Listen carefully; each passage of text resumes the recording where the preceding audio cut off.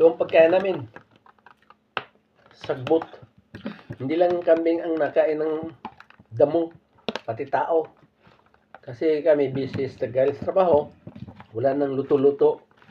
Bibili ka sa merkato ng mga insalata tawag. Lauk-lauk. Tapos tinapay. Tapos Philadelphia.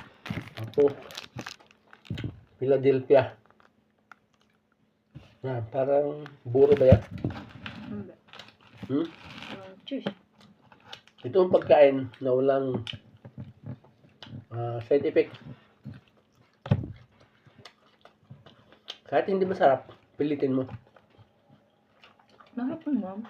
Tapos patatas. Lahok na yan, lahok. Wala kang sakit. Ang sakit mo,